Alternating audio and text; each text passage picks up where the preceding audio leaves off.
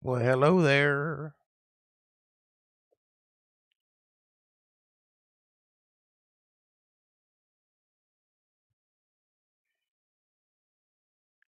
Trying to get my chat installed.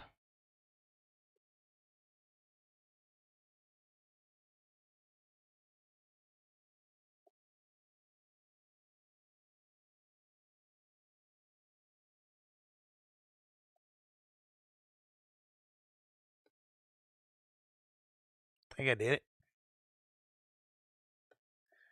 All right. Well, this is the shakedown version.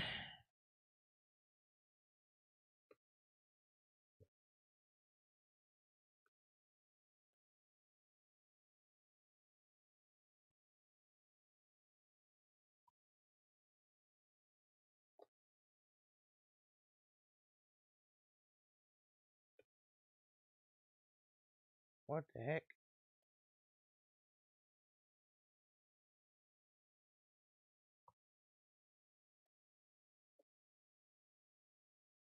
Huh. Whatever.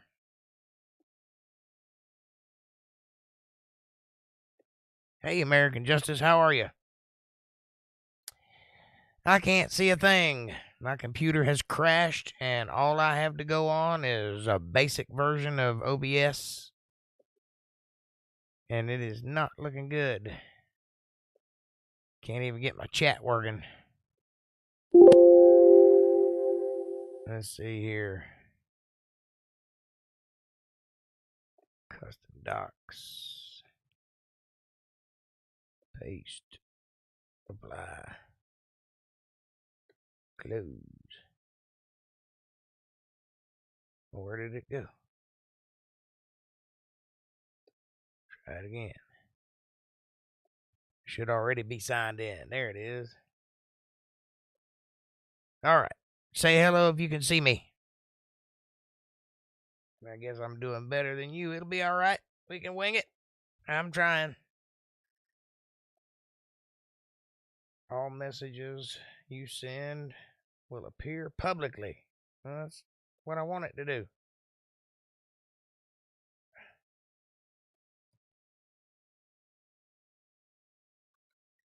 Well, I can see it, but apparently I have to sign into it.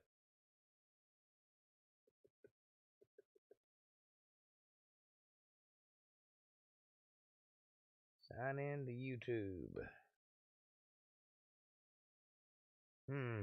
This is odd.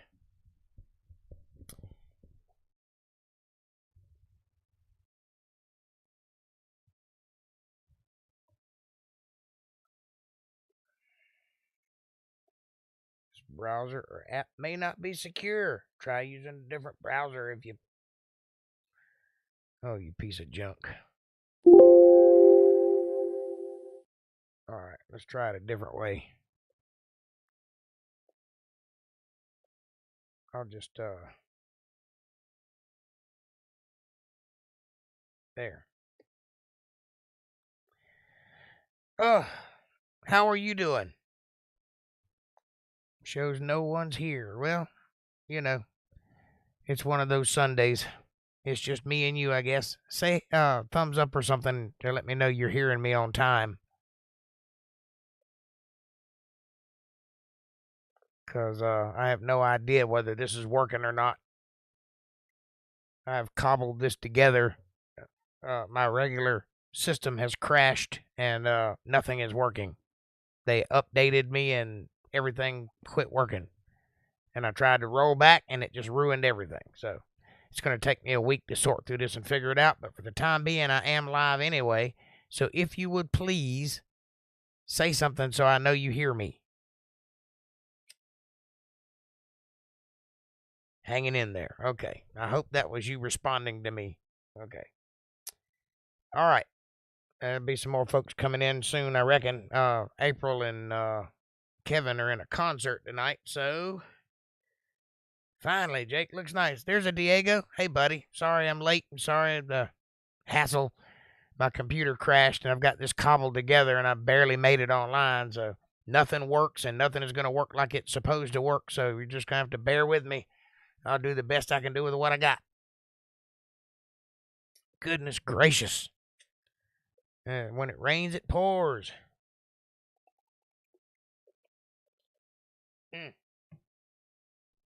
Welcome to the live stream. I'm your host, Jake Johnson, and this is Untethered, and we're going to do some Bible study tonight, even if it kills us. Or me, anyway. We are about to break out of Proverbs and go into Ecclesiastes, I believe it is. We'll see. Whatever's next. I can't remember. Anyway, how are you guys doing? How's the weather where you're at? How are things? I am stressing out because nothing works. And I'm using a chat off of a chat. Squeezed in. It's not the way it's supposed to be, but at least we're getting there anyway. You can hear me and you can see me, so that's something. That's more than I had 10 minutes ago. Whew. Take a breath. It'll be okay. I just need to buy a new computer.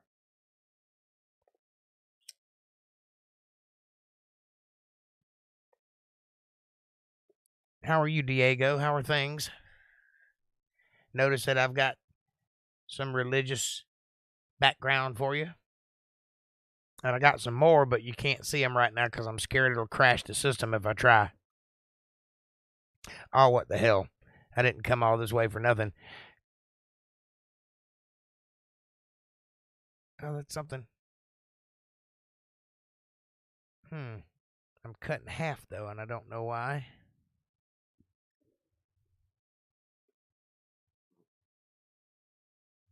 That's odd. Got half a face. Weird.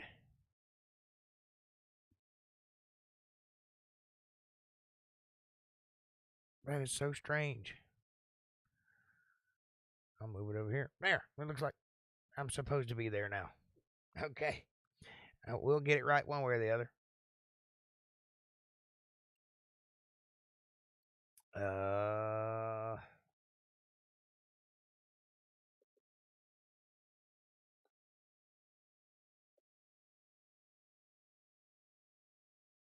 Shut up. All right. Let's go for broke.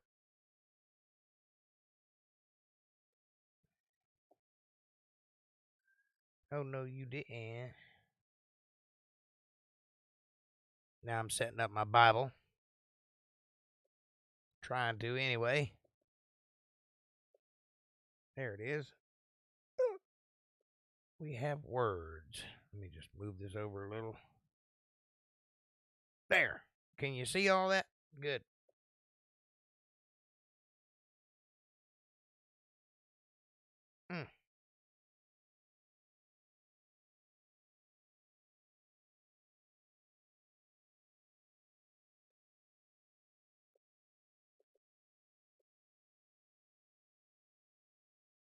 Snap. Dang it.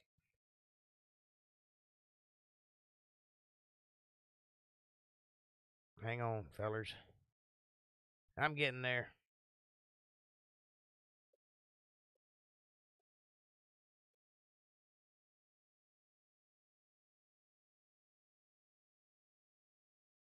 All right, we got that. Okay, here we go. Turn your books to Psalms chapter 31, verse 30. That's where we're going to start today. And see how far we can get without crashing. Favor is deceitful, and beauty is vain. But a woman that feareth the Lord, she shall be praised. That's a good thing to keep in mind, ladies. Fear the Lord, you will be praised. By who? By the Lord. And by men. Because a man wants a strong woman. Believe that. Give her of the fruit of her hand, and let her own works praise her in the gates.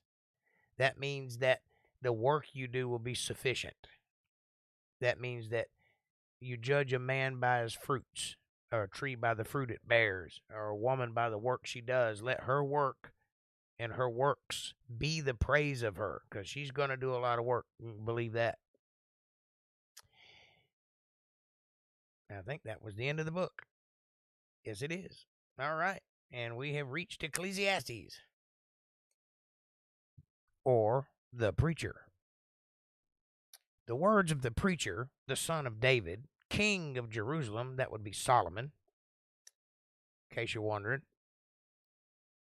Vanity of vanities, saith the preacher. Vanity of vanities. All is vanity. Everything is vanity. What profit hath a man of all his labor which he taketh under the sun? Nothing. What profit a man if he gains everything but loses his soul? Nothing. It doesn't mean anything. It's just money. It's just paper. Magic Babylonian squares. That's what they are. One generation passeth away, and another generation cometh, but the earth abideth forever. Doesn't matter who's here. It's just a different mark in time. That's all there is to it. The sun also ariseth. The sun goeth down, and hasteth to his place where he arose. Goes around in circles. The wind goeth towards the south, and turneth about unto the north. It whirleth about continually. And the wind returneth again according to his circuits. That means that the wind runs on a circuit. Yes, it does. We call it the jet stream. Amazing what they knew back then, isn't it? All the rivers run into the sea, yet the sea is not full. Imagine that. Unto the place from whence the rivers come, thither they return again. All things are full of labor. Everything is just going about working like it's supposed to. Man cannot utter it. The eye is not satisfied with seeing, nor the ear filled with hearing. The things that hath been, it is that which shall be, and that which is done is that which shall be done. It just, time keeps repeating itself over and over again. What's happened before will happen again, as above, so below. It's the whole process of living. It just keeps going. Doesn't matter who's alive or what time it is or what era it is. It's going to be the same thing over and over. And there is no new thing under the sun. You can believe that. There hasn't been a single thing created since creation.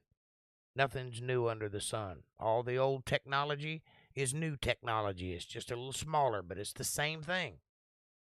Is there anything whereof it may be said, see, this is new? It hath been already of old time, which was before us, even before us. The things we're doing now, they've already done it. Doesn't matter. There is no remembrance of former things, neither shall there be any remembrance of things that are to come with those that shall come after. I, the preacher, was king over Israel and Jerusalem, and I gave my heart to seek and search out by wisdom concerning all things that are done under the sun. This sore travail hath God given to the sons of man to be exercised therewith.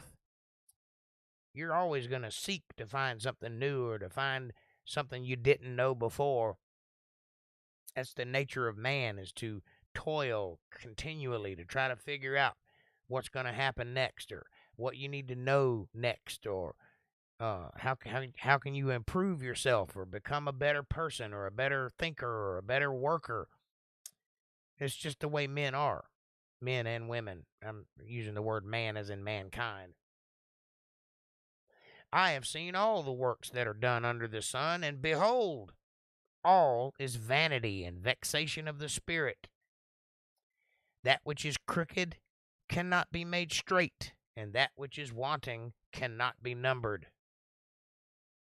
You see, everything that happens in this world, everything, is pure vanity, all of it. The few things that do occur that are pure and wholesome are fleeting and far between, few and far between. You want to look for those things. These things include love or eye contact or physical contact, something precious, a piece of art, something beautiful, something unique. Those things don't happen very often. Most of the things that you see day in and day out is the same garbage. Garbage in, garbage out. It just keeps going. That's not to feel futile. I mean, there are things worth living for, such as love. That's a thing that can be beautiful. And when you find those beauty points, you feel special. You feel connected. You feel like you're part of something. Because you are. Because that's what we're here for. I communed with my own heart, saying, Lo, I am come to the great estate.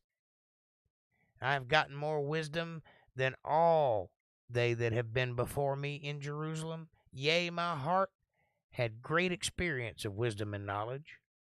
And I gave my heart to know wisdom, and to know madness and folly.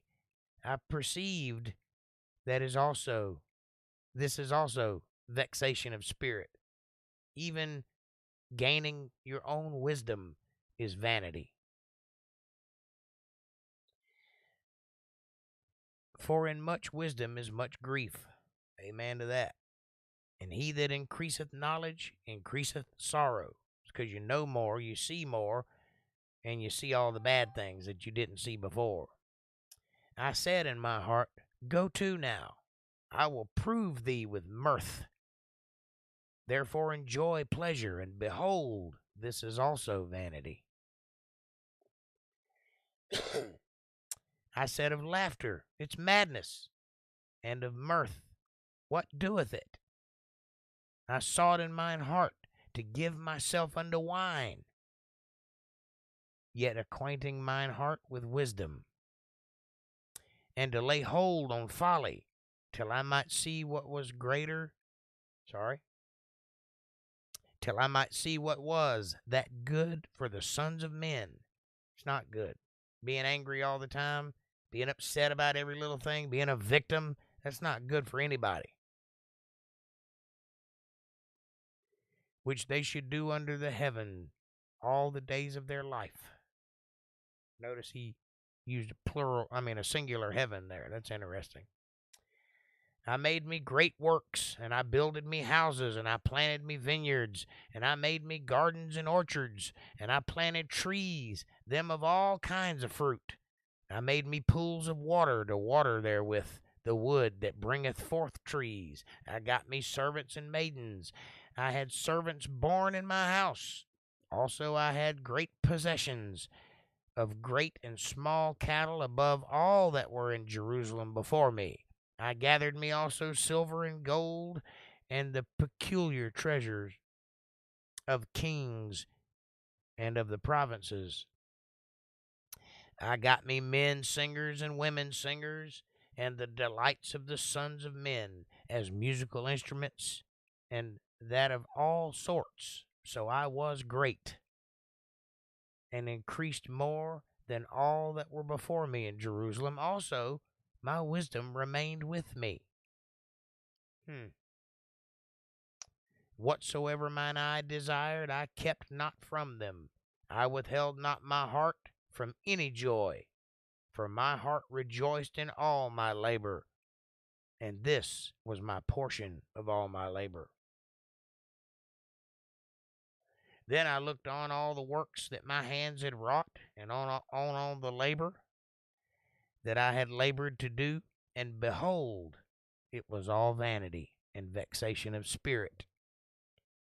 There was no profit under the sun. No matter what I did, no matter how hard I worked, no matter what I created, there was nothing there. It was just wasted space, just another thing. What am I trying to say? Well, the only thing that matters in this world is a true connection with the Father. That's what you're here to do. Make that connection. You can do all the other things. It's not going to make you happy. It's not going to fill you up. No matter what you do, you could work till you bleed. It's not going to make you happy. What'll make you happy? Connection to God. That's all there is. I turned myself to behold wisdom and madness and folly. For what can the man do that cometh after the king? Even that which hath been already done. Then I saw that wisdom excelleth folly, as far as light excelleth darkness. A wise man's eyes are in his head, but the fool walketh in darkness. And I myself perceived also that one event happeneth to them all. That would be death. Doesn't matter who you are, you're going to die. Then said I in my heart, as it happeneth to a fool, so it happeneth even to me. And why was I then more wise? Then I said in my heart, that too is vanity.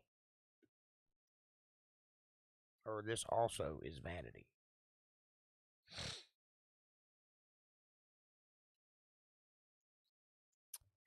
For there is no remembrance of the wise more than the fool forever, seeing that which now is in the days to come shall be forgotten, all of it. And how dieth the wise man as the fool?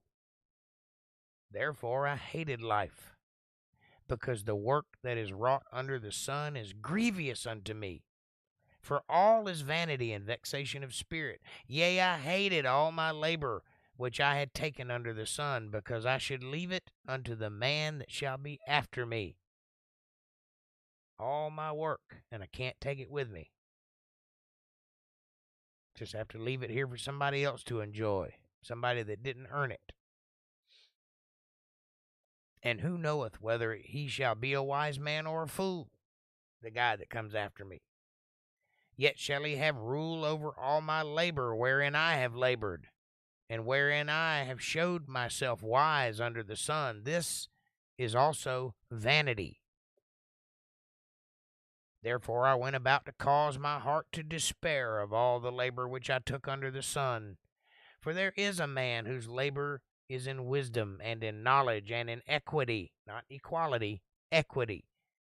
Yet to a man that hath not labored therein shall he leave it for his possession.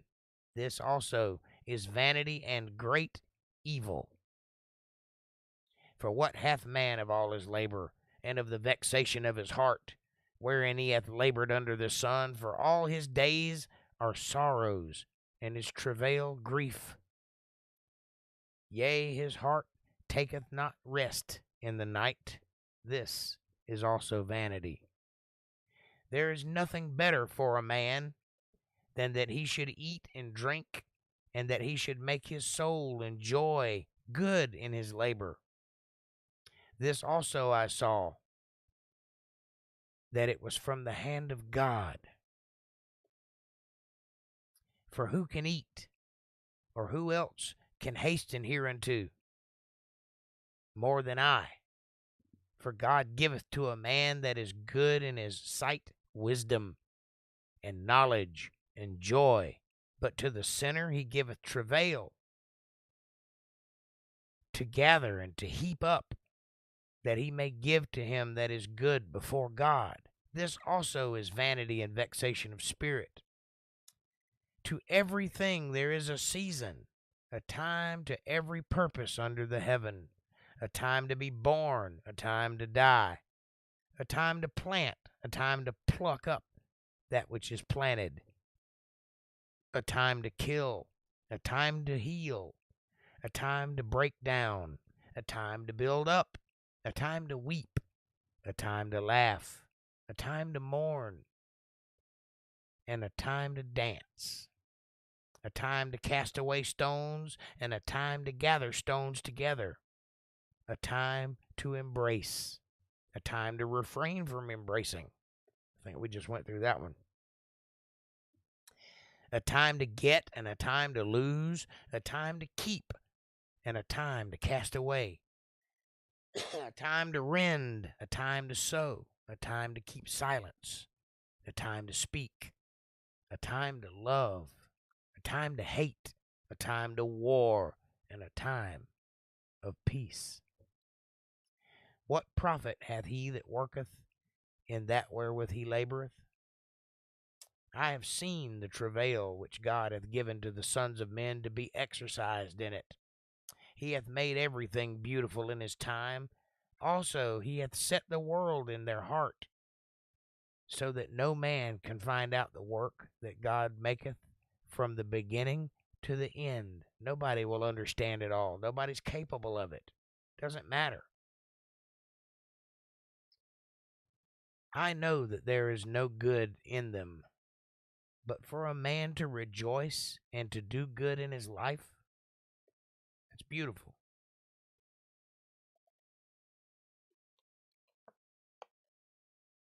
And also, that every man should eat and drink and enjoy the good of all of his labor.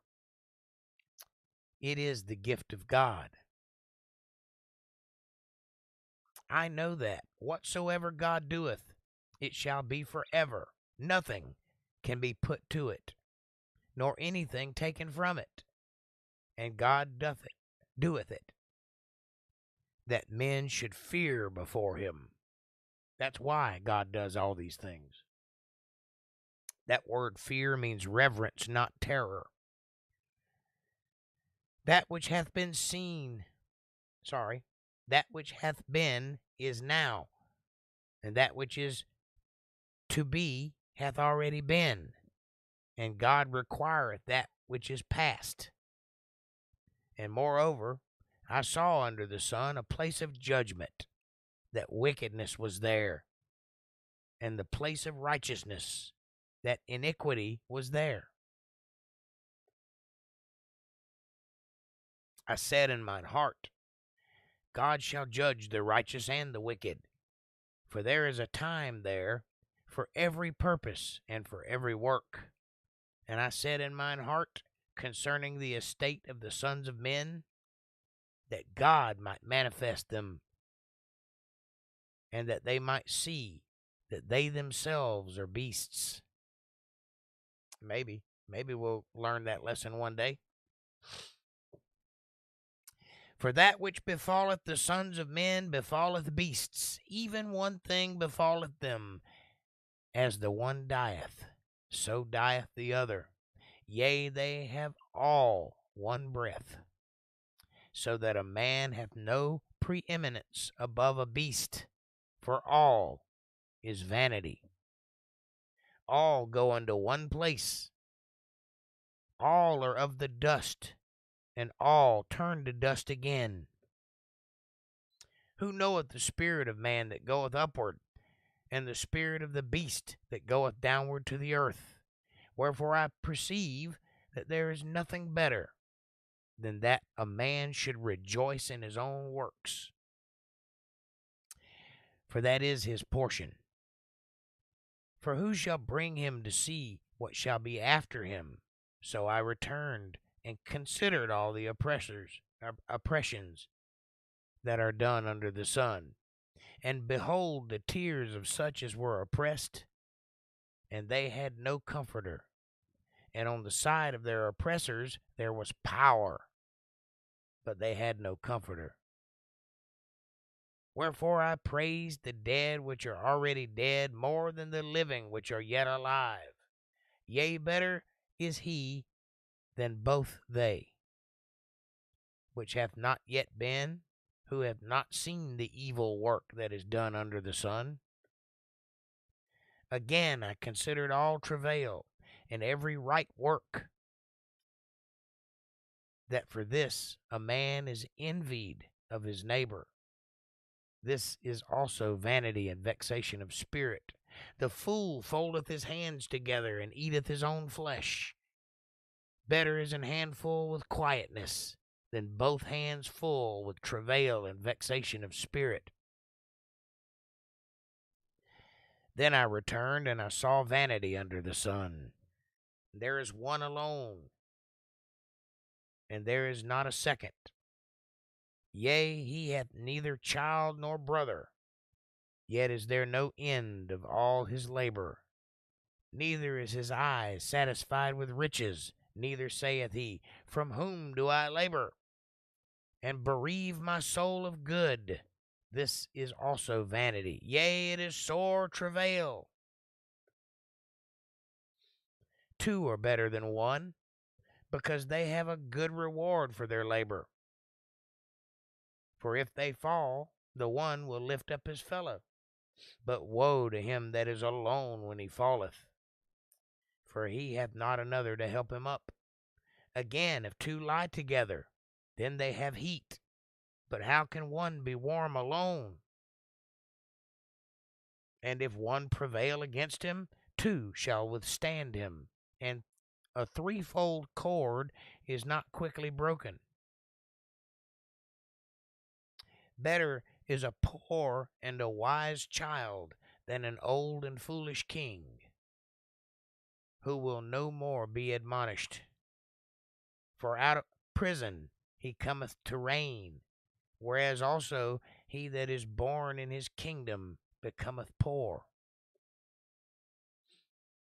I considered all the living which walk under the sun, with the second child that shall stand up in his stead. There is no end of all the people, even of all that have been before them.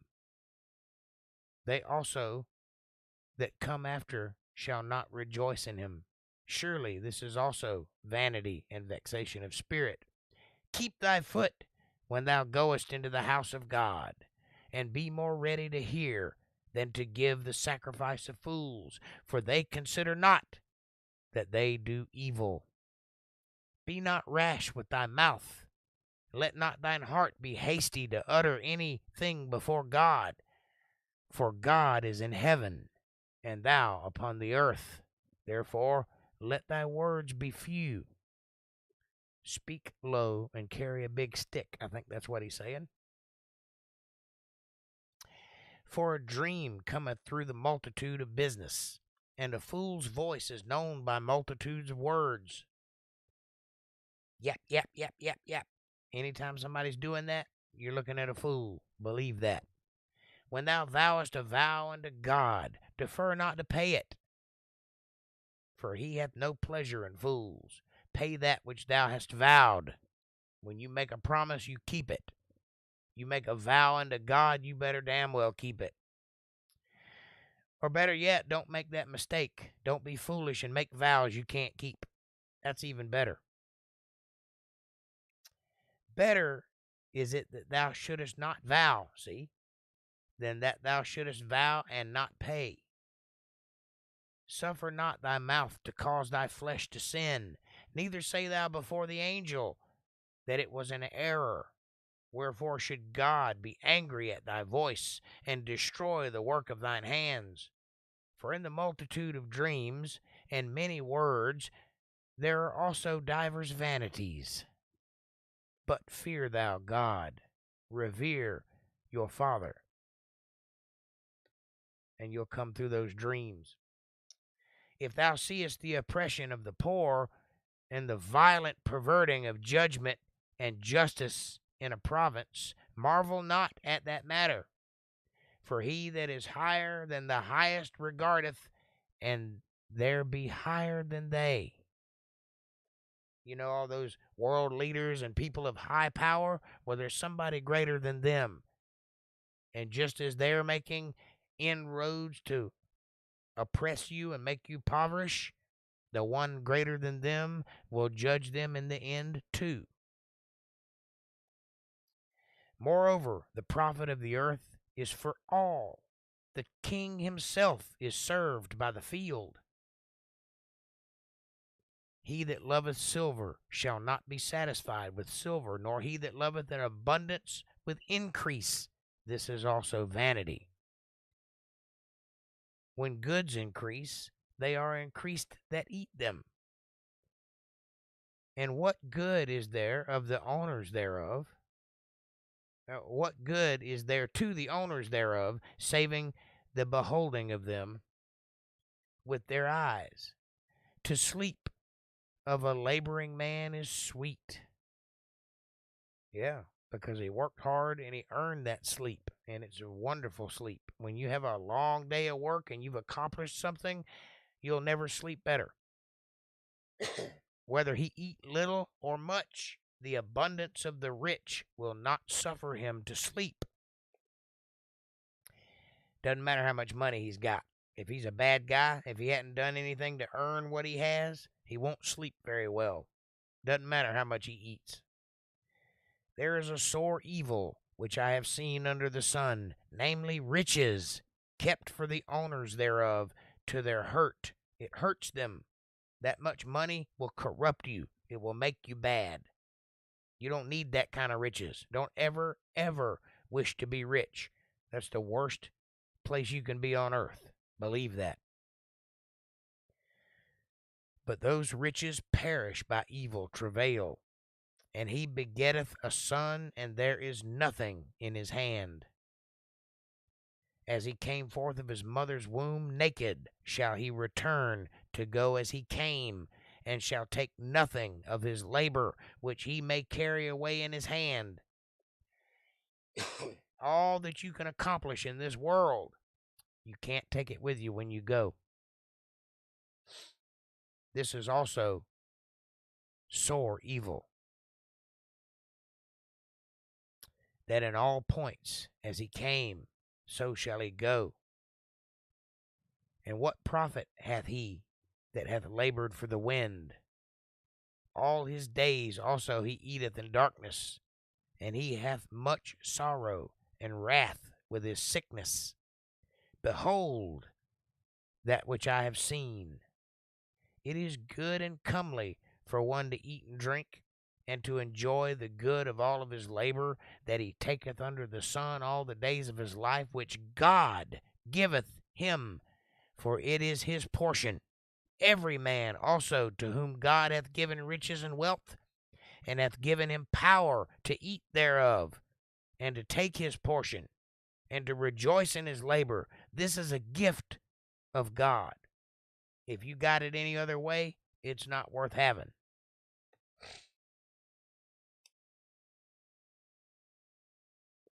For he shall not much remember the days of his life, because God answereth him in the joy of his heart. There is an evil which I have seen under the sun, and it is common among men. A man to whom God hath given riches, wealth, and honor, so that he wanteth nothing for his soul of all that he desireth. Yet God giveth him not power to eat thereof, but a stranger eateth it. This is vanity, and it is an evil disease.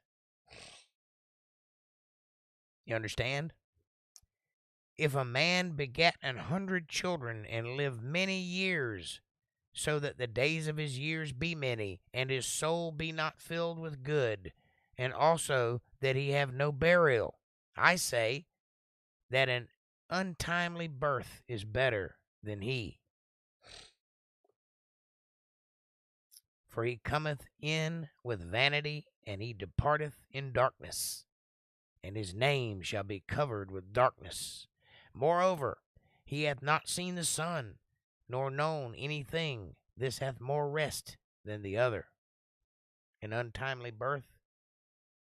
That sounds more like a stillbirth, what he's saying here. Somebody that dies before they're born. That's a person who has never seen the sun or known any of the heartache of the world. It's better. It's better than a man of old age. Just keeps on living. Yea, though he live 1,000 years, twice told, yet hath he seen no good. Do not all go to one place? Yes, they do. He'll see good then, won't he? All the labor of man is for his mouth, yet the appetite is not filled. For what hath the wise more than the fool? What hath the poor that knoweth to walk before the living? Better is the sight of the eyes than the wandering of the desire. Hey, 420, what's happening, brother? This is also vanity and vexation of spirit. That which hath been is namely already. That which has been is named already, and it is known that it is man. Neither may he contend with him that is mightier than he. No, you can't. Seeing there be many things that increase vanity, what is man the better? Many things can increase your vanity, but it does not make your life better. For who knoweth what is good for man in this life, all the days of his vain life, which he spendeth as a shadow? For who can tell a man what shall be after him under the sun? A good name is better than precious ointment, and the day of death than the day of one's birth. It's a better day when you die than it is when you're born. There's another place in the Bible that says that you should mourn when someone's born and rejoice when they die. Why? Because when they're born, they're coming into this filthy place, and they have to live here for quite a while. But when they die, instantly, they will soon be with the Father, and there is nothing bad surrounding the Father. All that is there is good, so it's worth rejoicing. It is better to go to the house of mourning than to go to the house of feasting, for that is the end of all men, and the living will lay it to his heart. Sorrow is better than laughter, for by the sadness of the countenance the heart is made better. The heart of the wise is in the house of mourning, but the heart of fools is in the house of mirth. It is better to hear the rebuke of the wise than for a man to hear the song of fools. For as the crackling of thorns under a pot, so is the laughter of the fool. This is also vanity. Surely oppression maketh a wise man mad, and a gift destroyeth the heart. Better is the end of a thing than the beginning thereof, and the patient in spirit is better than the proud in spirit. That's a fact. Be not hasty in thy spirit to be angry, for anger resteth in the bosom of fools. Say not thou, what is the cause that the former days were better than these? Don't say that. Man, I miss the old days. I wish we could go back to when it was good. Make it good now. That's what you do. For thou dost not inquire wisely concerning this. Yeah, because the old days were romanticized in your mind. They're not nearly as good as you remember them being. Matter of fact, they're exactly like today's days. It was a different time. Things were different. Circumstances were different, but it was the same world we live in. You can't go back, so don't romanticize the past. Think about the present. Don't romanticize the future either. Live for today. Live within your means. Don't try to go outside of what you are. And know what you are.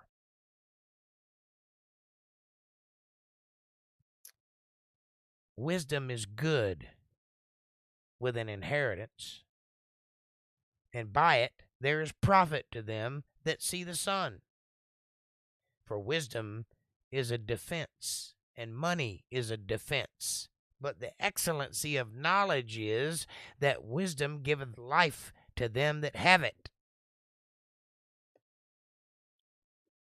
Consider the work of God. What's the work of God? Well, he created this whole thing. That's the work of God. Have you seen a sunset or a mountain or a tree or a baby? That's the work of God. Consider it. For who can make that straight which he hath made crooked? Nobody. In the day of prosperity, be joyful. But in the day of adversity, consider. God also hath set the one over against the other. He made the good and the bad, to the end that man should find nothing after him. All things have I seen in the days of my vanity. There is a just man that perisheth in his righteousness, and there is a wicked man that prolongeth his life in his wickedness. Doesn't seem to be fair. There's no rhyme or reason. Things just happen. Be not righteous over much, neither make thyself over wise. Why shouldest thou destroy thyself? Be not over much wicked, neither be thou foolish. Why shouldest thou die before thy time?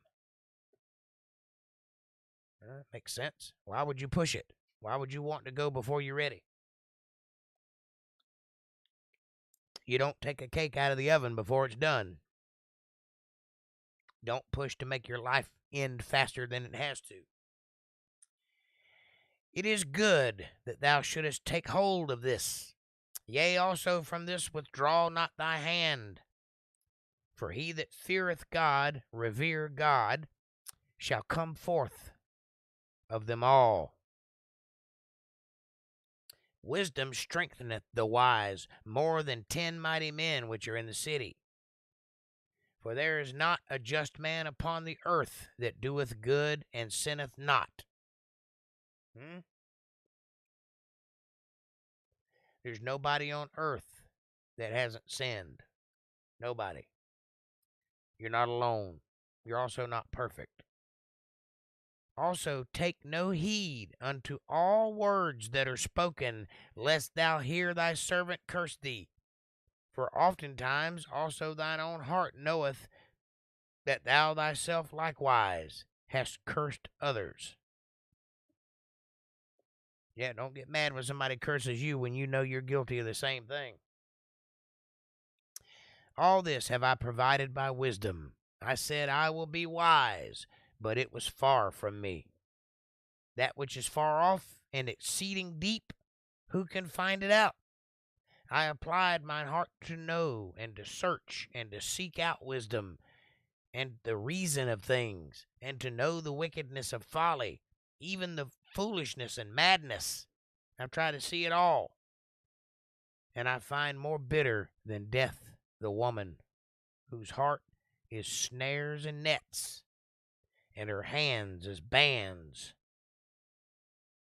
Whoso pleaseth God shall escape from her, but the sinner shall be taken by her.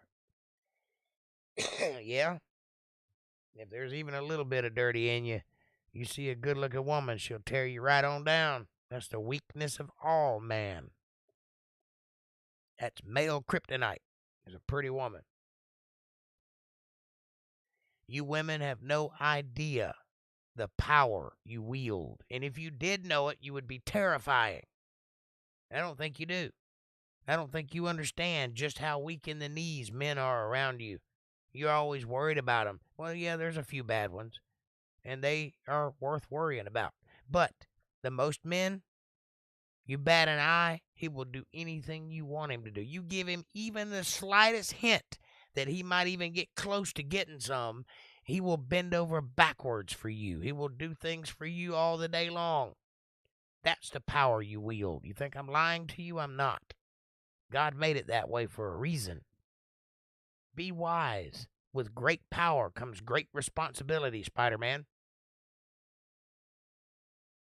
Behold, this I have found, saith the preacher, counting one by one to find out the account, which yet my soul seeketh, but I find not.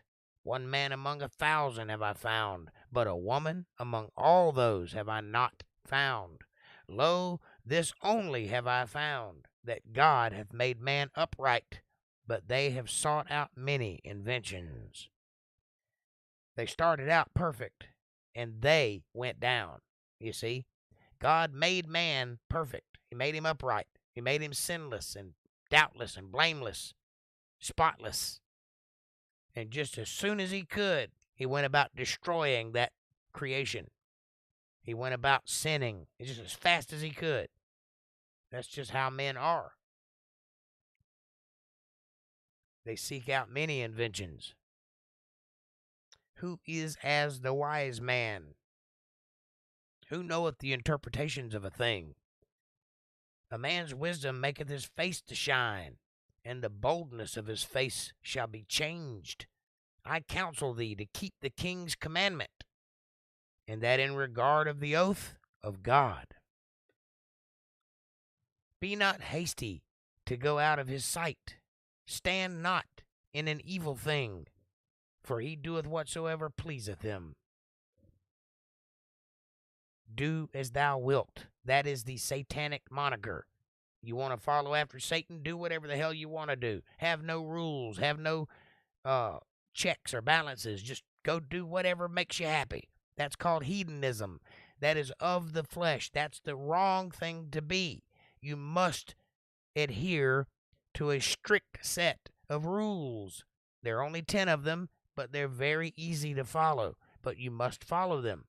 Put yourself in alignment with being chastised by God, because to do whatever you please is not good for your soul.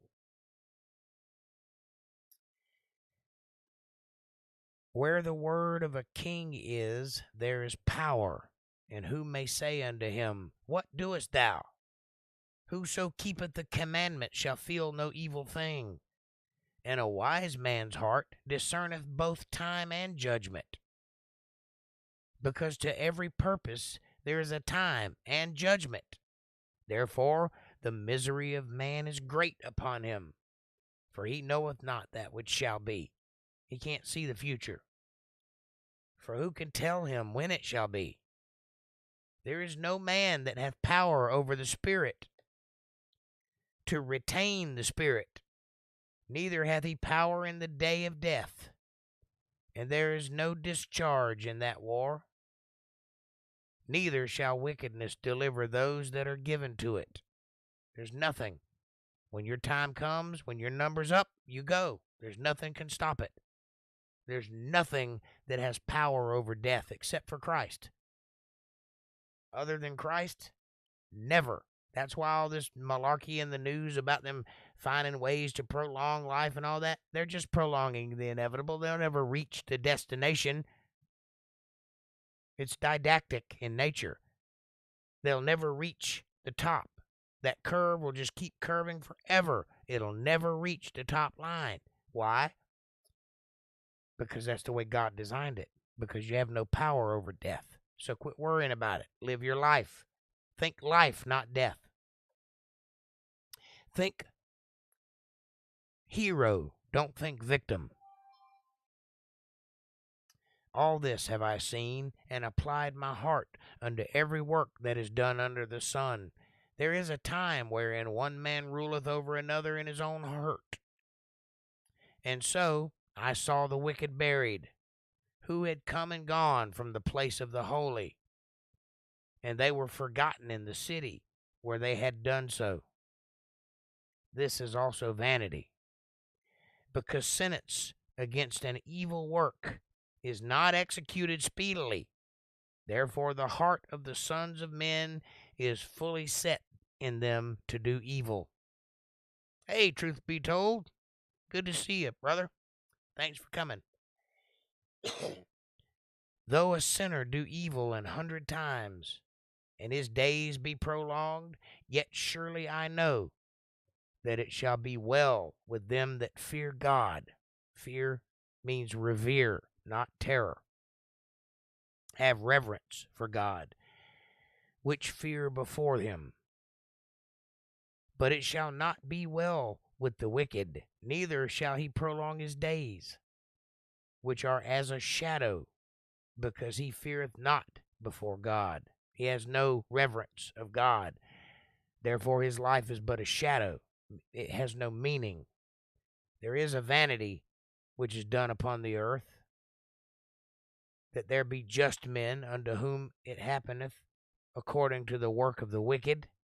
Again, there be wicked men to whom it happeneth according to the work of the righteous. I said that this also is vanity. It just works out that way sometimes. Sometimes you'll look over and see a guy screwing up, being wicked, being evil, being hateful, being drunk, being abusive, whatever, and people just love him to death. It looks like he's getting everything in the world handed to him. He falls over backwards and falls right into success. And it's all you can do not to hate him, because he is so successful. And you're over here trying to do what's right. You're trying to follow the rules. You're trying to learn something and better yourself. And you're just spinning your wheels in the mud. You're not getting anywhere. And you look over there and that evil guy who you know is nowhere near the person you are, and they're just making it. Well, yeah, that's vanity. What you need to understand is, it doesn't matter what happens on this earth. It doesn't matter if you make it or he makes it, or you both make it, or you both fall flat on your faces. It does not matter. What matters is at the end when you're judged, because you can't take any of this with you when you go. This is just a stopping place. This is just a waiting room. That's it. You're going to be dead a whole lot longer than you've ever been alive. Think about that for a minute. Think about what that means. Think about the gravity of the length of time you will no longer be on this earth. Well, you'll be on this earth, but I mean in the flesh. Think about it. Think about what it means. You're going to be there, not here. Here is irrelevant. Then I commended mirth, because a man hath no better thing under the sun than to eat and to drink and to be merry. For that shall abide with him of his labor all the days of his life, which God giveth him under the sun. When I applied mine heart to know wisdom, and to see the business that is done upon the earth, for also there is that neither day nor night seeth sleep within his eyes. Yeah, there's some of us like that. They just don't sleep. They work all the time, day and night. And when you do get a chance to rest, then your computer crashes and you have to spend 2 hours trying to get it to go online again.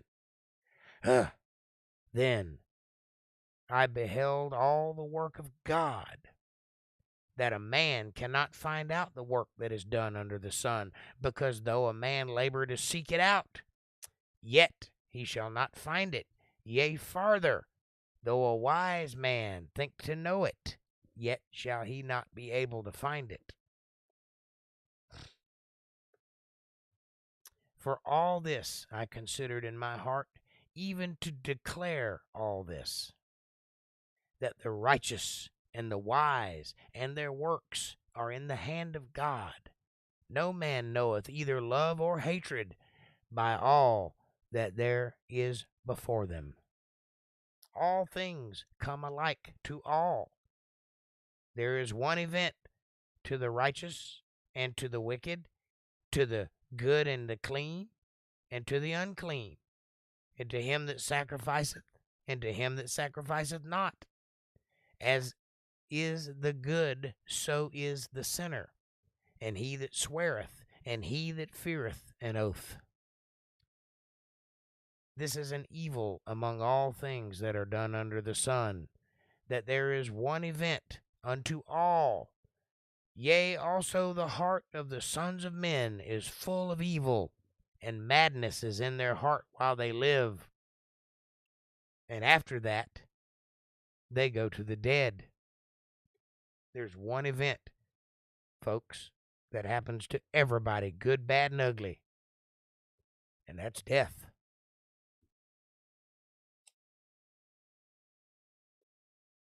For to him that is joined to all the living there is hope.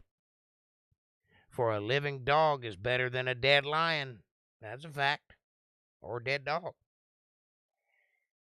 For the living know that they shall die, but the dead know not anything. Neither have they any more a reward, for the memory of them is forgotten. And as it should be, over time all things are forgotten. Also their love and their hatred and their envy is now perished. Neither have they any more portion forever in anything that is done under the sun. It's done. You're over. There's no more. So when you look back on your life and you think, well, I spent so much time hating so-and-so or fearing so-and-so, or I spent so much time having just pure envy about something, what good was it?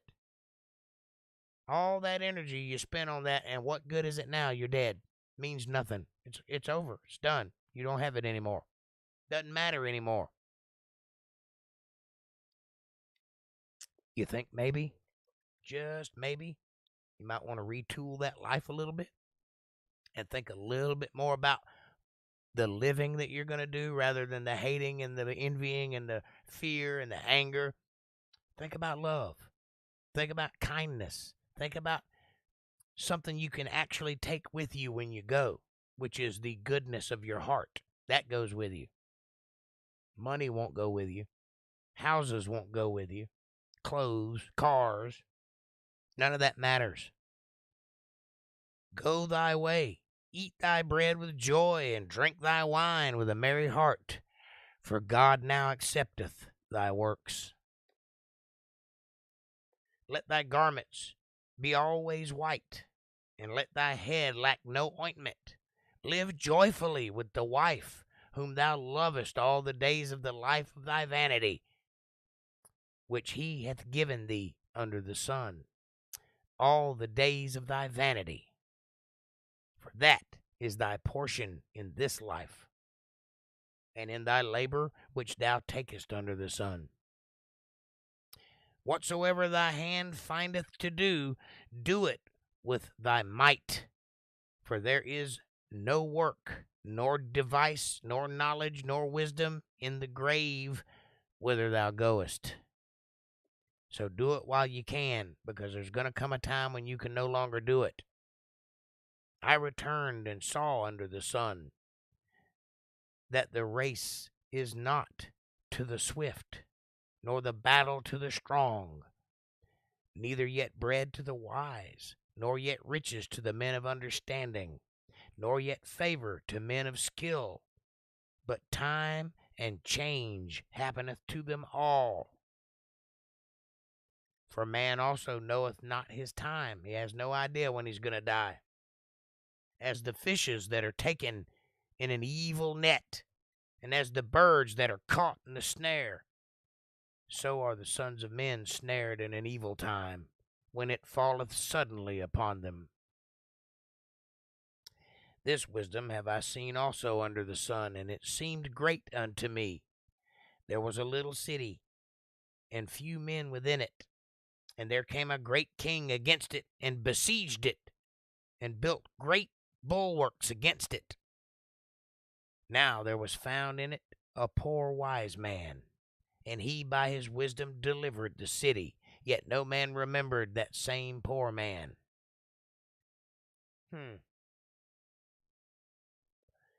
Poor but wise, and nobody even remembered his name, yet he's the guy that saved everybody. Then said I, wisdom is better than strength. Nevertheless, the poor man's wisdom is despised, and his words are not heard, because he's poor and he has no status. That's why. If I were 6 feet tall, I'd rule the world, but I'm not. I have flaws. I can't see too good, and I'm short, a little overweight, a little old. If I were blonde-headed, blue-eyed, 6 foot tall, and strong, there would be nothing that could stop me. Here's the problem. God knows what's in your heart. He made me a teacher. Those who can do. Those who cannot teach. Remember that. Then said I, wisdom is better than strength. Nevertheless, the poor man's wisdom is despised, and his words not heard.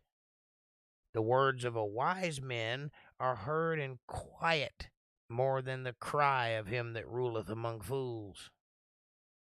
Wisdom is better than weapons of war, but one sinner destroyeth much good. One bad apple can ruin a whole cart full.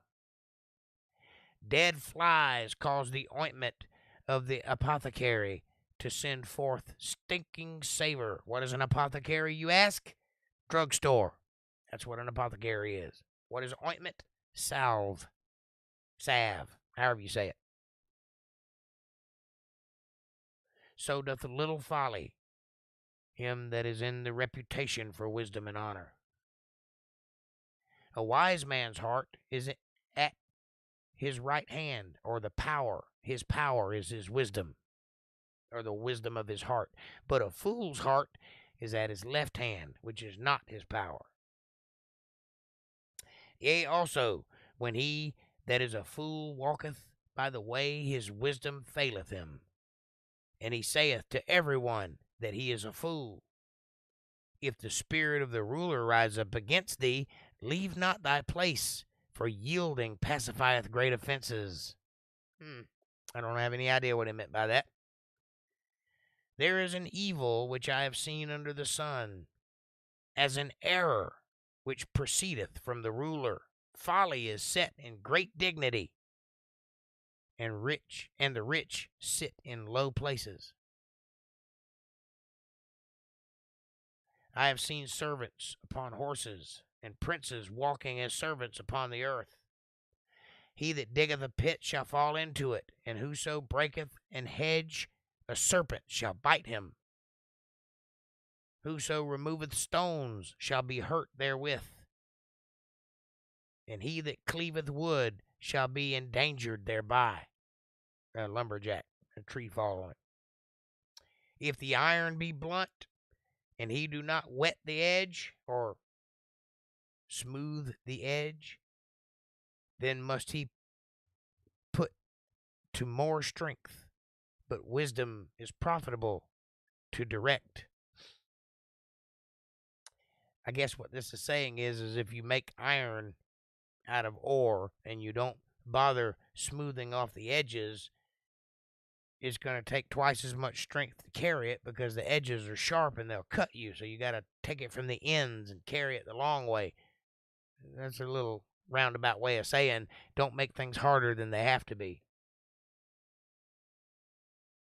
Surely the serpent will bite without enchantment. Yeah. And a babbler is no better.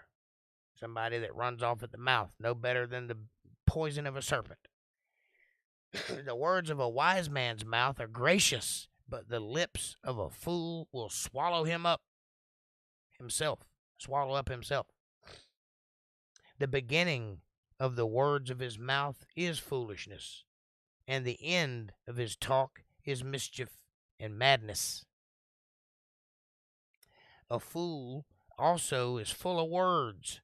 A man cannot tell what shall be and what shall be after him. Who can tell him?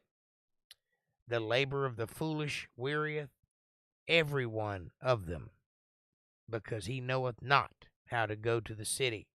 What that's saying is a fool will talk and talk and talk and talk and tell you all kinds of things, even though he has no way of backing up what he's saying. He has no way of knowing what's to be.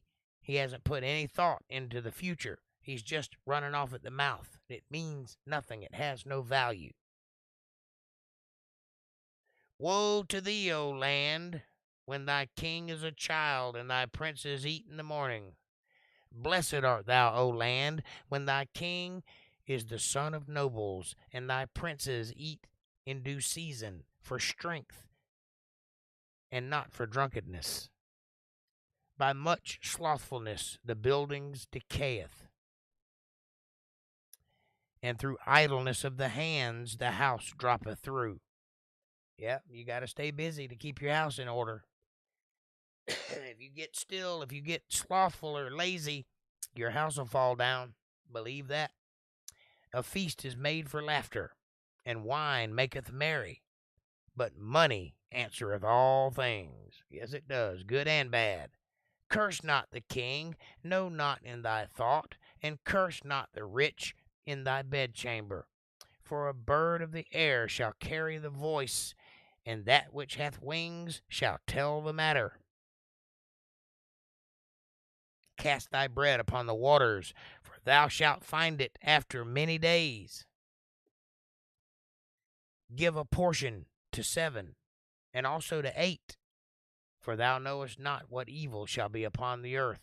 What that means is if you've got it, help out. Give a little bit to everyone you know, because you don't know what they're going through. You don't know what problems they have or what common issues may be going on. All you know is that you find a person before you in need, and if you have it, give it. Doesn't mean anything for you. It only means something if you can do something with it. If you just hoard it and look at it, rub your hands together while you beg for more of it, it has no value, does it? It's kind of a sad thing. If the clouds be full of rain, they empty themselves upon the earth. And if the tree fall towards the south or towards the north, in the place where the trees falleth, there it shall be. That's wherever you are, there you are. That's where you'll be. It's kind of a redundant statement. He that observeth the wind shall not sow, and he that regardeth the clouds shall not reap. As thou knowest not what is in the way of the Spirit, nor how the bones do grow in the womb of her that is with child. Even so thou knowest not the works of God, who maketh all. That's true. In the morning sow thy seed, and in the evening withhold not thine hand, for thou knowest not whether shall prosper, either this or that, or whether they both shall be alike good. Truly, the light is sweet, a pleasant thing it is for the eyes to behold the sun.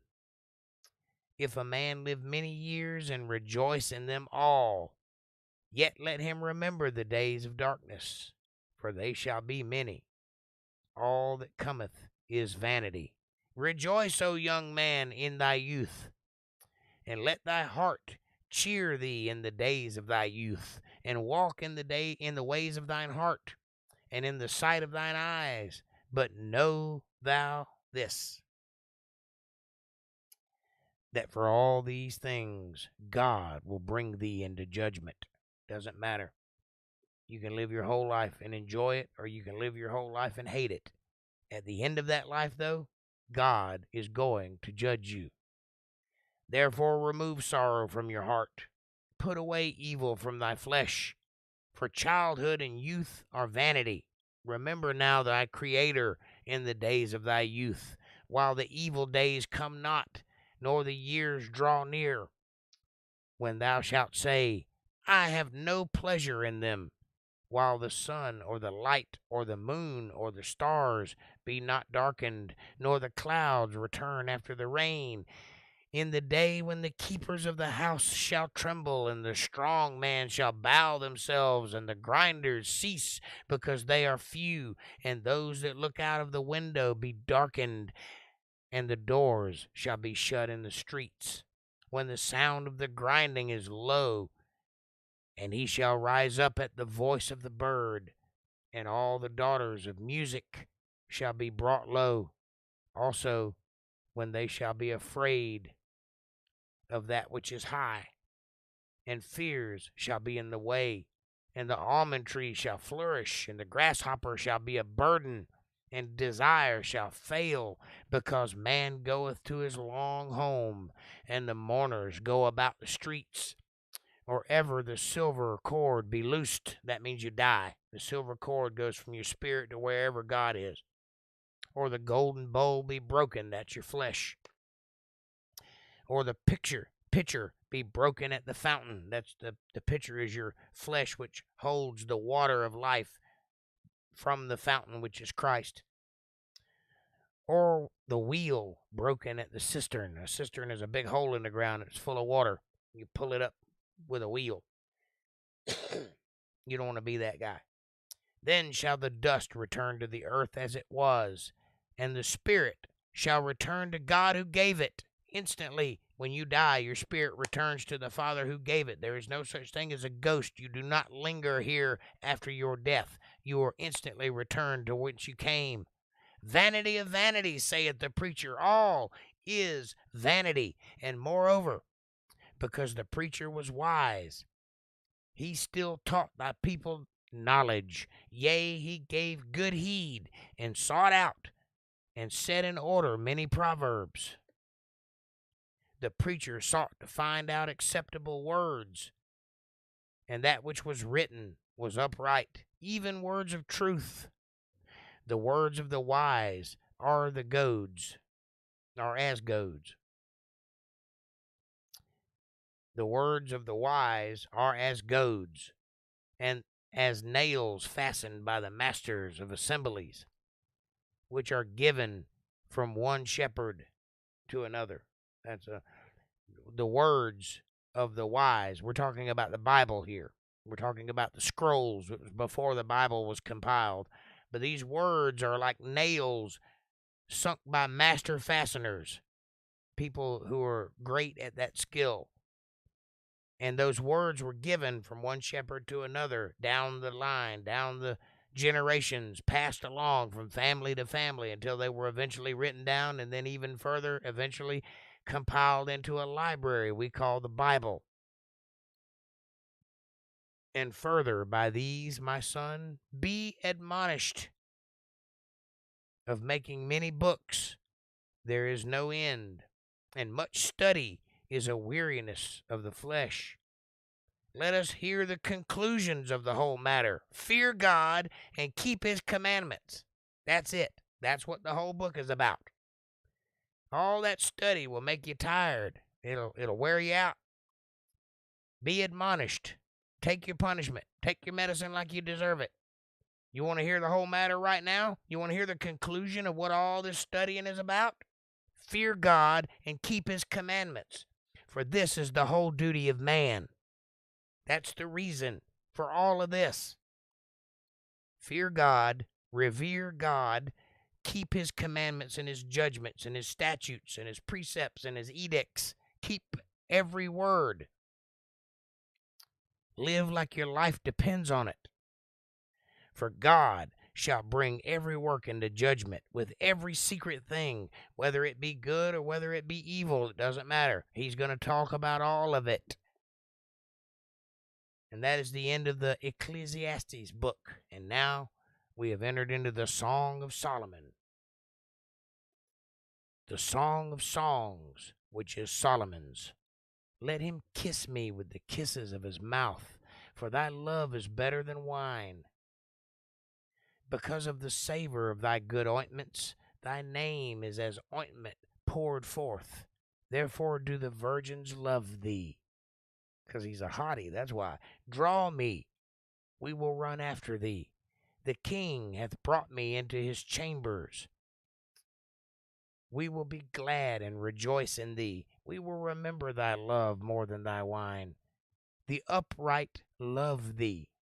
I am black, but comely, O ye daughters of Jerusalem, as the tents of Kedar, as the curtains of Solomon.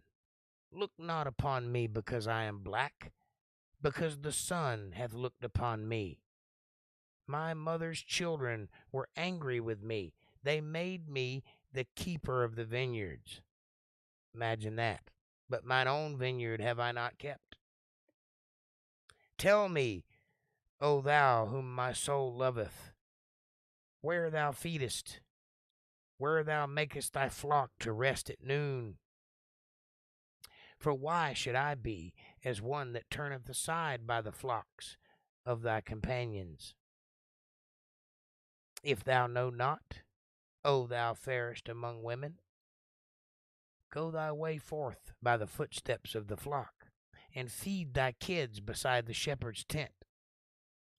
I have compared thee, O my love, to a company of horses in the Pharaoh's chariots. Thy cheeks are comely with rows of jewels, thy neck with chains of gold. We will make thee borders of gold with studs of silver. While the king sitteth at his table, my spikenard sendeth forth the smell thereof.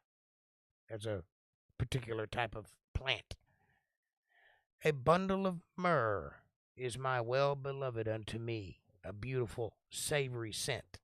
He shall lie all night betwixt my breast. My beloved is unto me as a clutter of camphor in the vineyards of Engedi. Behold, thou art fair, my love. Behold, thou art fair. Thou hast dove's eyes. Behold, thou art fair, my beloved, yea, pleasant. Also our bed is green. I just thought you should know that. The beams of our house are cedar, and our rafters of fir. I am the rose of Sharon, and the lily of the valleys. As the lily among thorns, so is my love among the daughters. As the apple tree among the trees of the wood, so is my beloved among the sons. I sat down under his shadow with great delight, and his fruit was sweet to my taste.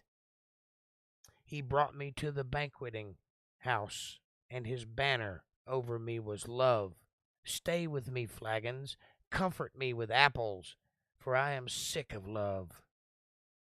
For his left hand is under my head, and his right hand doth embrace me. I charge you, O you daughters of Jerusalem, by the roes and by the hinds of the field. Roes are like deer, hind are like cattle. That ye stir not up, nor awake my love, till he please. The voice of my beloved, behold, he cometh leaping upon the mountains, skipping upon the hills. My beloved is like a roe or young hart. A hart is like a goat. Behold, he standeth behind our wall. He looketh forth at the windows, showing himself through the lattice. My beloved spake and said unto me, Rise up, my love, my fair one, and come away. For lo, the winter is past, the rain is over and gone, the flowers appear on the earth. The time of the singing of the birds is come, and the voice of the turtle is heard in our land. What does that sound like? I want to hear what a turtle sounds like. I think he means turtle dove, but okay. Is that what a turtle sounds like? The fig tree putteth forth her green figs, and the vines with tender grape give a good smell. Arise, my love, my fair one, and come away. O my dove, that art in the clefts of the rock, in the secret places of the stairs, let me see thy countenance, let me hear thy voice, for sweet is thy voice, and thy countenance is comely. You're a handsome woman, yes you are. Take us, the foxes, the little foxes that spoil the vines, for our vines have tender grapes. My beloved is mine, and I am his. He feedeth among the lilies until the day break and the shadows flee away. Turn, my beloved, and be thou like a roe or a young hart upon the mountains of Bether. By night on my bed I sought him whom my soul loveth, and I sought him, but I found him not. I will rise now and go about the city and the streets, and in the broad ways I will seek him whom my soul loveth. I sought him, but I found him not. The watchmen that go about the city found me, to whom I said, Saw ye him whom my soul loveth? It was but a little that I passed from them, but I found him whom my soul loveth. I held him and would not let him go, until I had brought him into my mother's house, and into the chamber of her that conceived me. I charge you, O you daughters of Jerusalem, by the roes and by the hinds of the field, that ye stir not up, nor awake my love, till he please. Who is this that cometh out of the wilderness like pillars of smoke, perfumed with myrrh and frankincense, with all powders of the merchant? Behold his bed, which is Solomon's. 80 valiant men are about it, of the valiant of Israel. They all hold swords, being expert in war. Every man hath his sword upon his thigh, because of fear in the night. King Solomon made himself a chariot of the wood of Lebanon. He made the pillar thereof of silver, the bottom thereof of gold, the covering of it of purple, in the midst thereof being paved with love for the daughters of Jerusalem. Go forth, O you daughters of Zion, and behold King Solomon with the crown wherewith his mother crowned him in the day of his espousals, and in the day of the gladness of his heart. Behold, thou art fair, my love. Behold, thou art fair. Thou hast dove's eyes within thy locks. Thy hair is as a flock of goats that appear from Mount Gilead. Thy teeth are like a flock of sheep that are even shorn, which came up from the washing, whereof every one bare twins, and none is barren among them. In other words, he's not missing any teeth. Thy lips are like the thread of scarlet, and thy speech is comely. Thy temples are like a piece of pomegranate within thy locks. Thy neck is like the tower of David builded for an armory. whereon there hang 1,000 bucklers, and all shields of mighty men. Thy two breasts are like two young roes that are twins, which feed among the lilies unto the daybreak, and the shadows flee away. I will get me to the mountain of myrrh, and to the hill of frankincense. Thou art all fair, my love, there is no spot in thee. Come with me from Lebanon, my spouse, with me from Lebanon.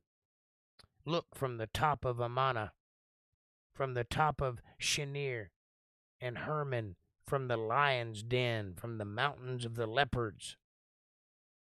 That thou hast ravished my heart, my sister, my spouse.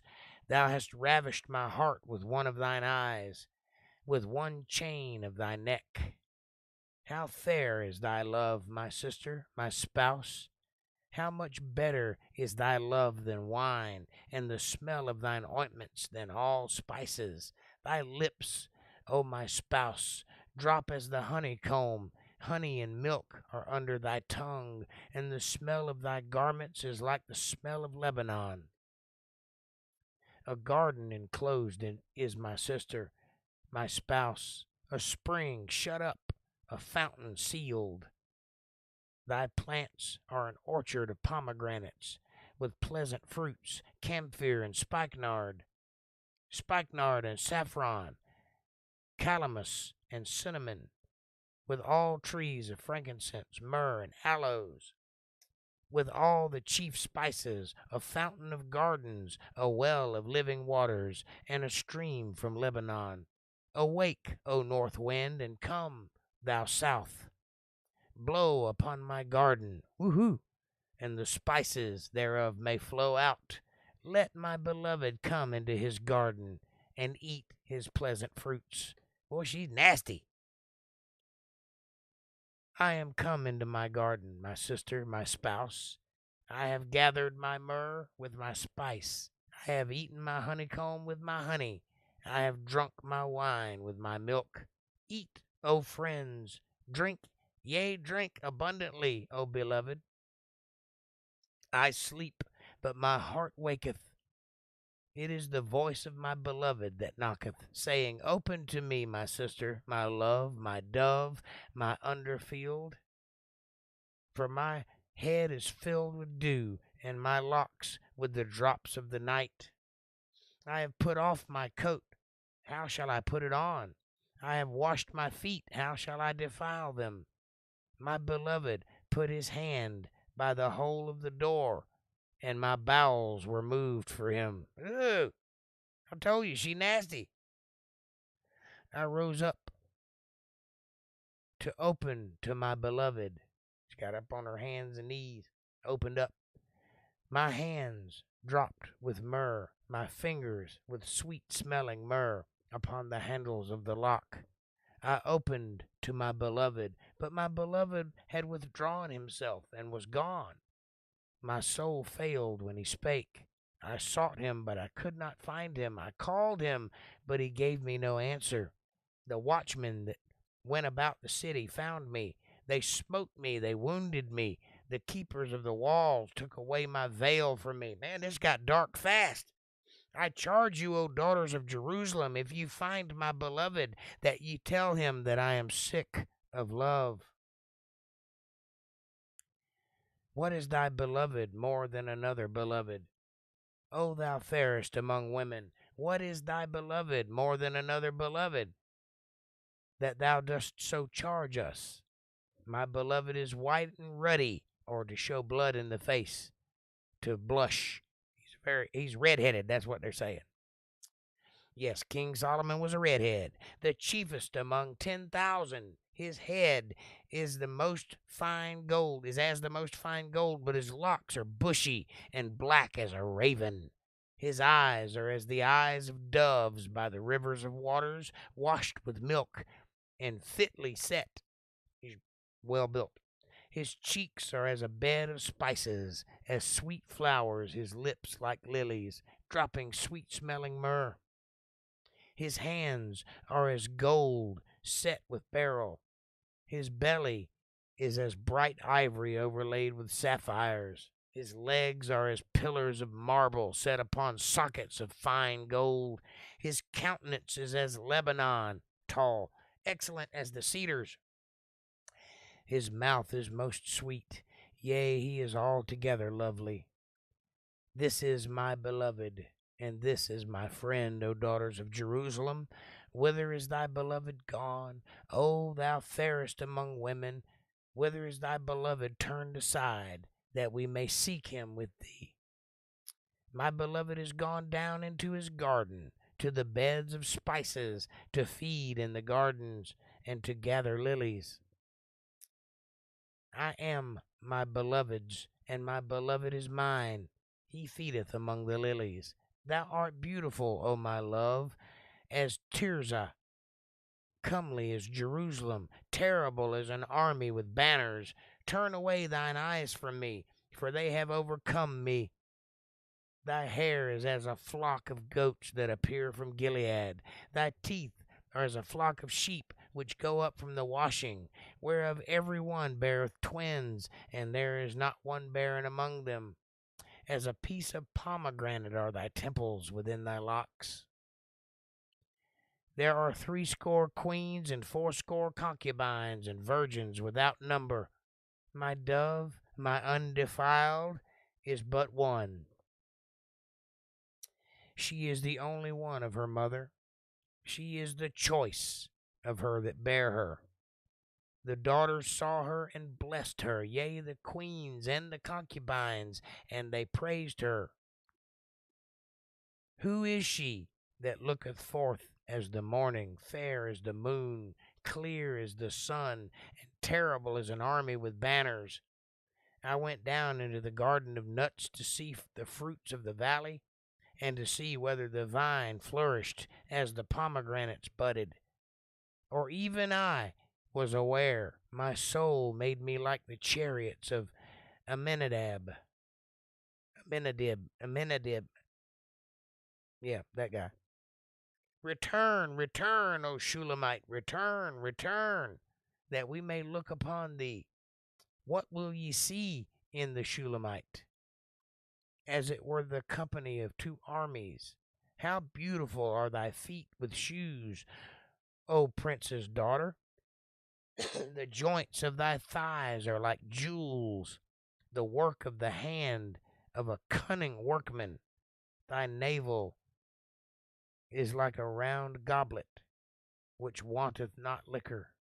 Thy belly is like an heap of wheat set with the lilies. Thy 2 breasts are like 2 young roes that are twins, bouncing and bouncing and bouncing. Thy neck is as a tower of ivory, and thine eyes like the fish pools in Heshbon, by the gate of Bethrabim. Thy nose is as the tower of Lebanon, which looketh toward Damascus. You saying I got a big nose? Thine head upon thee like caramel. Thy head upon thee is like caramel, and the hair of thine head like purple. The king is held in the galleries. How fair and how pleasant art thou, O love, for delights. This thy stature is like a palm tree, and thy breasts to cluster of grapes. I said, I will go up to the palm tree, and I will take hold of the boughs thereof. Now also thy breasts shall be as clusters of the vine, and the smell of thy nose like apples, and the roof of thy mouth like the best wine for my beloved, that goeth down sweetly, causing the lips of those that are asleep to speak. I am my beloved's, and his desire is towards me. Come, my beloved, let us go forth into the field. Let us lodge in the villages. Let us get up early to the vineyards. Let us see if the vine flourish, whether the tender grape appear and the pomegranates bud forth. There will I give thee my loves. The mandrake gives smell, and at our gates are all manner of pleasant fruits. new and old, which I have laid up for thee, O my beloved. Get out of here.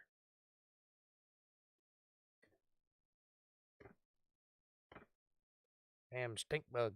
I hope he don't spray.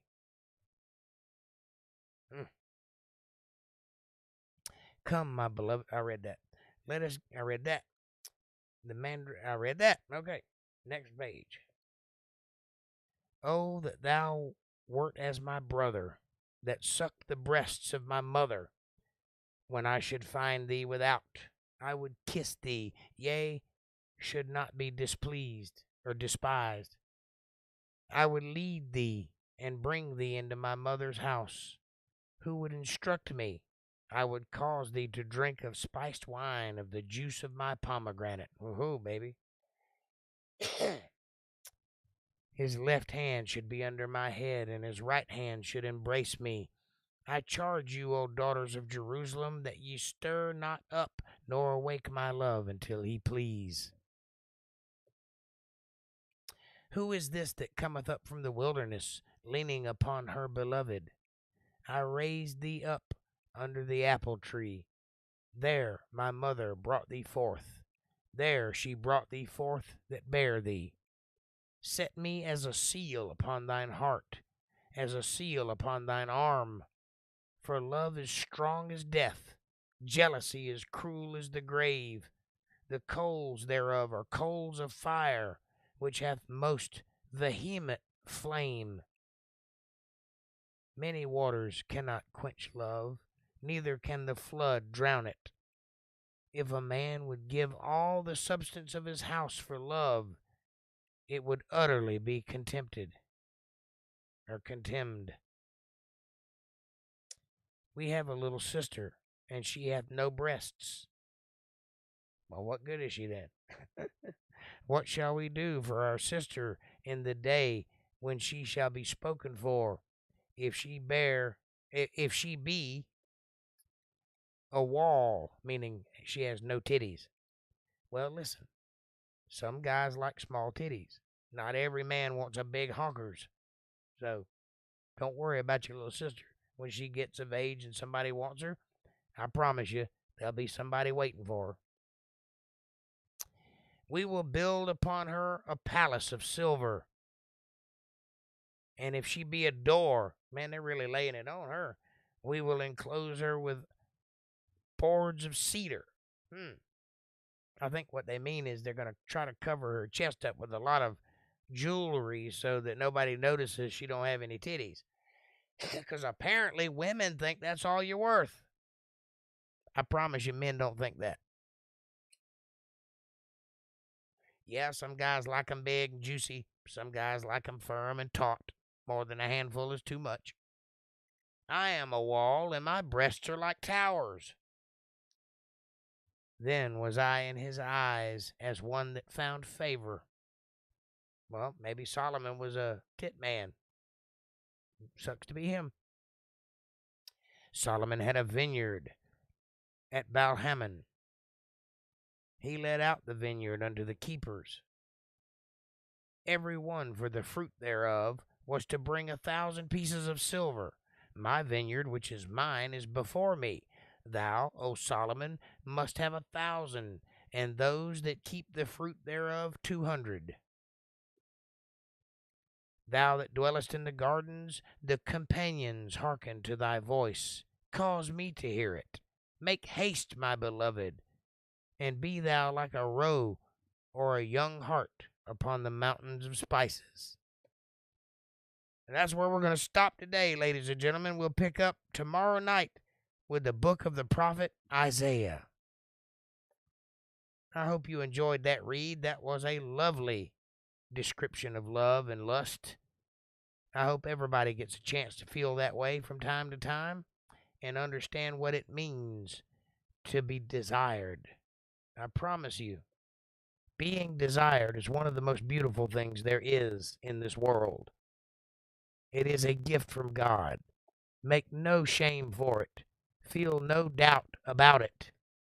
Understand that love, honor, respect, desire, And a little bit of lust, good lust, for one person is a gift from God. It is the icing on the cake. So never be ashamed of that and always seek it out. And if you can find somebody you feel that way about, what we just read, you better marry that person and hang on for dear life and don't ever let go, because they don't come around very often, I promise. Especially in these days and times when everybody's just about gone. And if you happen to screw around and get old as I am, you're really in trouble. You certainly ain't going to find a young beauty anytime soon. So be of good cheer, love one another, and try to do good with yourselves. I'm not going to play my commercial because I'm scared my computer will crash, so I'll just say it. Won't you please take a moment and hit that subscribe button and press the bell icon so you get notifications of when I'm going to be online. Smash that like button. It's free. It's right in front of you. Takes no effort at all, and it really does help the channel with the algorithm, so there's really no reason not to. Just press it for me one time.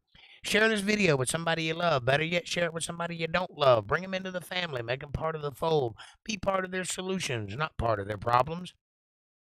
Leave a comment down below and let me know what you're thinking about. Question me, curse me, bless me, challenge me, confront me, conform me, drink Kool-Aid, drink your own Kool-Aid. As long as you're thinking, that's what I want. Critical thought coming from that brain of yours. And hey, if you love the Word of God and you can see the value in what I'm trying to create here and you'd like to be part of that, you'd like to help out in some way, or if you feel led to send your tithes, offerings, or love offerings, or if you just like to pat me on the back and say, hey, nice job, Jake, I appreciate it.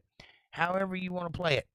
Won't you consider supporting this channel by taking a moment and going to paypal.me/JakeJohnsonBand. Every little bit helps. It's a win-win. It's a blessing for me. It's a blessing for you too, because God notices these things in this reciprocal universe in which we live. I thank you so much for your support and your confidence and your trust, and I will do everything in my power to be worthy of it. I hope you see that, and I hope that it's good for you, because that's why we're here. With that, I will take your questions and comments. How is everybody? Hey, there's a Darlene. I hadn't seen you in a while. Good to see you. I love you. I miss you. I hope you're doing well. I've been listening. Jake, hey all. I really enjoyed the read tonight. Well, I really enjoyed reading it to you. I hope it was good. Beautiful artwork in the background, Jake. I owe it all to you, Diego. Thank you. I'll try to keep something going for you. Ah, pollen. Lots of it today.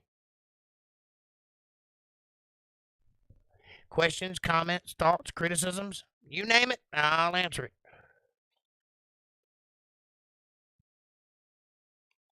Hopefully, for too long, I'll have this computer thing worked out and it won't be crashing on me anymore. That's really starting to worry me. 420 said, glad you're here, Darlene. Well, thank you, 420. I'm glad she's here too. Hadn't seen you in so long. I'm good, thank the Lord. Thank the Lord. I do every day. I guess April and Kevin are knee deep in concert viewers right now. Elton John fans. We got through a lot of Bible today. Into Proverbs, Ecclesiastes, and the Song of Solomon. Yep, we went through a bunch. And now we're beginning the prophecies, starting with Isaiah. That should be interesting. I'm excited about it.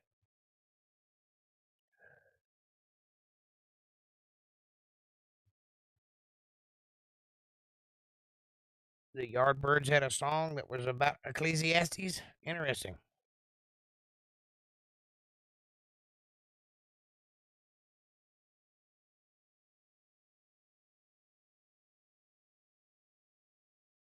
I don't know what Isaiah artwork is. I don't know what the man looked like. I'll just put up whatever I got. How about that? So he didn't go, huh? I wouldn't have went either. But I bet it's a fun concert. Anyway, they should be back tomorrow. American Justice, truth be told, are you guys still with us? Or is it just Diego, Darlene, and 420.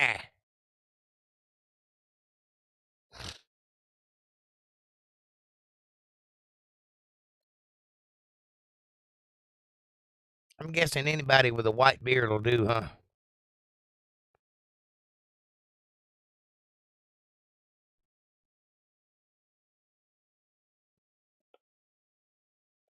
Anyway, I've been fighting this computer, trying to keep it running long enough to, I don't know what happened to Cheese Bear. I guess I pissed her off. She hadn't been back in a while. I've asked Caucasian about it, and he says she's busy, but doesn't give me any reason. She hadn't said anything to him, obviously. I don't know. They come and they go. She was here as long as she needed to be, I guess. I trust the Lord. I trust He'll bring who needs to hear what I'm selling.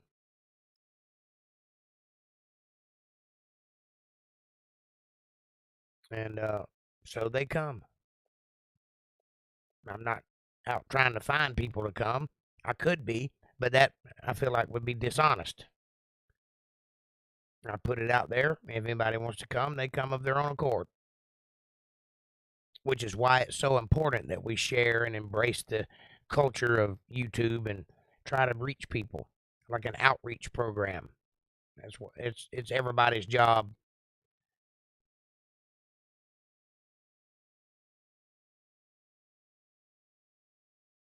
We'll grow though, just slowly, because I'm not trying to rip anybody off or get over on anybody. I'm just putting the word out there and trusting God to let that seed grow. So we'll see what happens.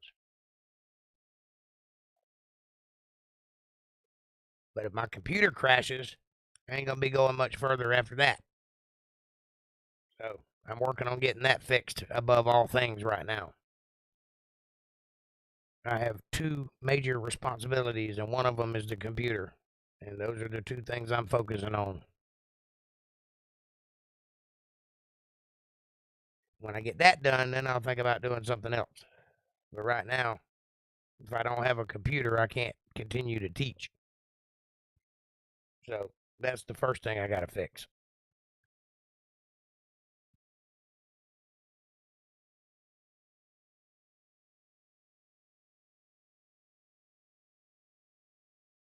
And I don't know why it's causing me such grief.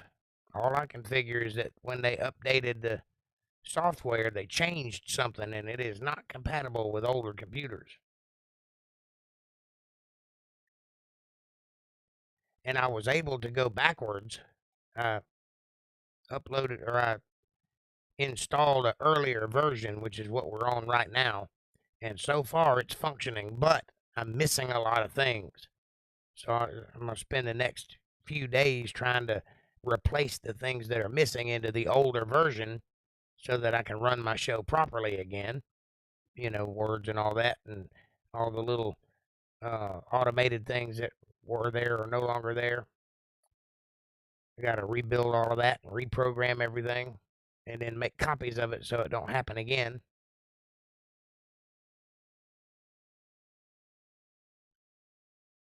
All the drama of a producer. It's all drama all the time. Whoop, whoop. All right. Any questions or comments, ladies and gentlemen? We've reached the top of the hour. It's almost that time. Say it now or forever hold your peace until tomorrow, anyway. I do love you guys. I thank you so much for hanging out with me. And Darlene, I'm glad you came by. I've been missing you.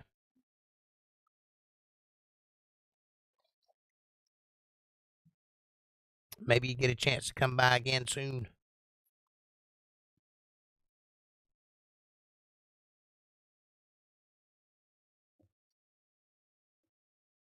And there's a little melancholy there. I don't know if I would call it melancholy, though. It's more like acceptance. It's a man coming to the understanding that he doesn't rule the world. He's not the be all end all of everything, that the world will keep on going with or without him. He has no bearing whatsoever in the way of the world. And so he's trying to reconcile that knowledge with understanding what is valuable, what he can pull out of this world for himself. and coming to the terms that all that is vanity. Doesn't matter what he does. In the grand scheme of things, it doesn't even matter if he's here or not. That's tough on the mind until you get a handle on it. But I think he made good inroads. I think he illustrated quite wisely what it was he was trying to articulate. And I think you can learn a lot from it in your journey towards manhood, in your journey towards understanding the world and becoming part of it. It's a beautiful thing, but there is some pride breaking that has to happen in that journey, because the first step towards wisdom is admitting you know nothing at all. The second step is fearing God. It could be the other way around, but night all. I miss you and love y'all. Well, I love you too, and I hope you have a great night, Darlene. Have a good one, and I hope to see you again soon. How did Song of Solomon make it in the Bible? Some Jewish rabbis objected to even including it in the Hebrew canon. Well, those guys were stupid. It made it into the Bible because God wanted it there. That is love of a woman towards a man, and you need to know that kind of stuff. I mean, the basic function of mankind is to pair up and mate. And you know how confusing it can be for you. Imagine how it was back in those days when they had all those rules and everybody was all scared of everybody else, and, you know, scared to show public affection and all that. Think about how confusing puberty is. It's nice to have a guidebook that tells you how to handle that and what you're going to feel when you do get it. That's why it made it into the Bible.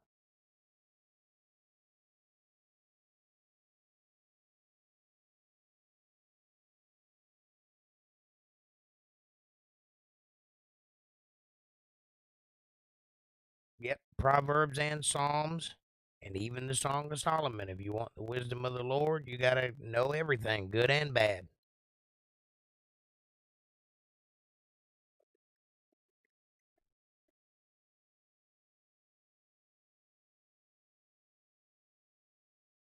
Cool. She says, I'll be back. I'm usually listening. I'll be there tomorrow, though. That's sweet. And I appreciate it. All right, folks. It is 6 after the hour, so I'm going to go to bed. I got to work in the morning and podcast too. So I love you all with all of my heart. I love you true, and that's a fact. Won't you take a moment tomorrow and just be kind and watch it change your life? That's all it takes. Just a little kindness, a little love goes a long way. Show it. Show people that God's words are true. Show by your very countenance, by your very actions, kindness above all else. Have a great night. Take care of yourselves and each other. Don't do anything I wouldn't do, and if you do, name it after me. God bless you, and good night. Thanks for watching.